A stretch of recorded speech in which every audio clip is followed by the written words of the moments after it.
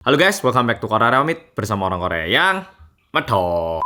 Oke, polo-polo, di video kali ini aku mau menjelaskan lagi update-annya tentang G-Dragon. Jadi kali ini lagi-lagi beritanya banyak banget. Dan sama seperti sebelumnya, aku bakal nyampaikan sesuai berita yang ada di Korea. Buat yang mau tahu beritanya, coba lihat di description box juga ada. Oke, langsung tak jelaskan. Dan ini merupakan video ke-6. Kalau nggak salah, aku udah bikin banyak update-an.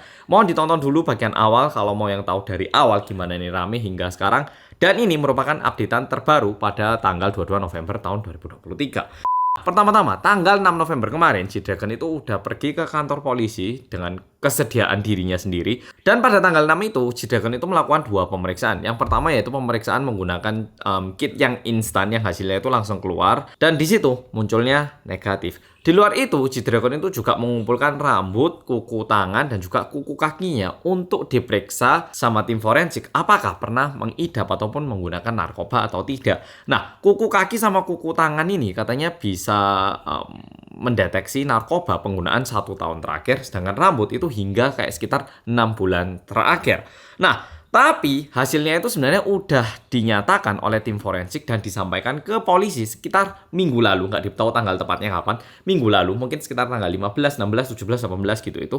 Tapi hingga saat ini polisi masih belum membuat kayak pernyataan berlanjut berhubungan dengan ini. Dan ketika ditanya, polisi bilangnya kita masih menunggu hasil yang lebih komplit lagi ataupun hasil secara keseluruhan. Jadi bisa dibilang polisi itu udah tahu kalau ini negatif dari tim forensik, tapi masih belum membuat updatean. Dan di luar itu, polisi sendiri itu mengakui bahwa awal mulanya polisi melakukan penyelidikan tentang narkoba berhubungan G-Dragon ini diawali karena adanya seorang karyawan perempuan. Perempuan itu bilang gini ke polisi, "Oh, saya itu pernah ngeliat G-Dragon masuk ke toilet dan setelah dari toilet itu dia keluar itu kelihatan kayak mabuk. Dan waktu saya ke toilet di dalamnya situ ada kayak satu kantong plastik." Berdasarkan kesaksian ini, polisi mulai melakukan pemeriksaan dan polisi bilang, iya, memang itu awal dari pemeriksaan kali ini. Dan di satu sisi, polisi juga menyayangkan bahwa saksinya itu cuma 1 orang. Kalau misalnya saksinya ada 2 orang atau 3 orang, kan lebih mudah untuk ngeceknya. Tapi ini cuma berdasarkan 1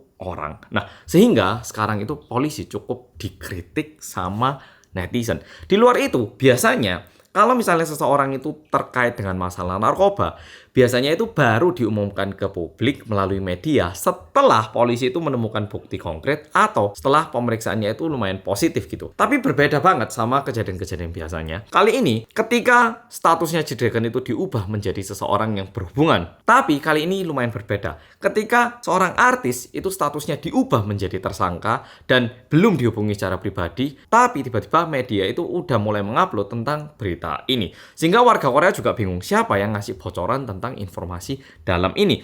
Karena nggak seharusnya informasi dalam tentang polisi ini bisa bocor keluar. Ya bayangkan misalnya kepolisian mereka lagi mencari tahu tentang narkoba. Ternyata penyelidikan yang masih internal ini dituliskan di koran. Lah ya nggak boleh ya toh. Tapi nggak tahu kenapa kali ini kejadiannya kayak gitu. Sehingga cukup banyak dibilang pemberitaannya itu terlalu cepat dibandingkan waktunya. Sehingga memang berdasarkan kejadian kali ini, cukup banyak netizen-netizen itu sangat kecewa dengan berita. Dan aku pun yang menyampaikan berita Korea kepada polo-polo juga mikir, iya ya, yang kali ini kayaknya polisi belum manggil untuk pemeriksaan, tapi di berita itu udah tersebar di mana-mana. Itu yang agak mengagetkan. Dan di luar itu, satu hal yang pengen tak sampaikan juga adalah sebenarnya G-Dragon itu sempat melakukan interview dengan TV Yonhap News. Dan di situ G-Dragon itu ditanyain sama reporternya, bagaimana pendapat Anda tentang situasi saat ini dan juga gerak-gerik badan Anda yang dibilang aneh, cara bicara Anda yang sekarang ini sedikit kaku, itu kenapa? Nah, ditanyain, jawaban G-Dragon kayak gini, mulai usia 6 tahun udah terjun di dunia entertainment sehingga kehidupannya ini tentu berbeda banget dengan orang-orang lain. Udah gitu, karena dia itu melakukan dance, G-Dragon itu bilang kalau badannya itu lebih lentur dibandingkan orang-orang biasa. Sehingga gerakan yang terlihat aneh di video-video itu ya itu karena badannya itu memang lebih lentur daripada orang-orang biasanya. Dan untuk masalah penyampaian kata yang sedikit kaku, G-Dragon bilang kayak gini, untuk bagian ini jujur waktu dia itu ditanyai sesuatu ataupun menjawab sesuatu, dia itu ada beban dalam menyampaikan sebuah pesan.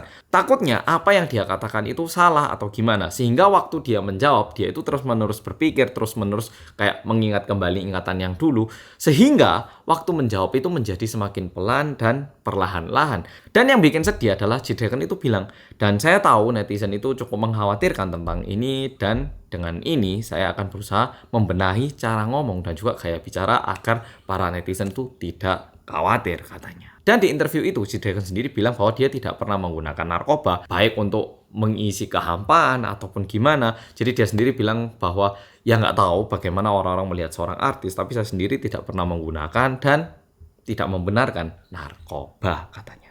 Jadi video kali ini sampai di sini. Untuk saat ini kita masih menunggu apa yang bakal disampaikan polisi karena semuanya negatif ya. Atau gimana mau menuntut G-Dragon padahal publik sekarang udah kayak gini, udah terkocok-kocok.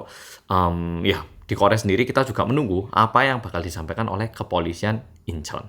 Dan menurutku melalui kejadian kali ini kayaknya ke depannya kalau misalnya ada seorang artis itu digugat ataupun terkait dengan masalah narkoba, kayaknya netizen dan juga berita itu bakal lebih netral lagi ke depannya, menunggu bahwa mereka itu udah benar-benar positif setelah dicek narkoba kayaknya. Oke, polo-polo, jadi video kali ini sampai di sini. Makasih sudah nonton dan sampai jumpa di video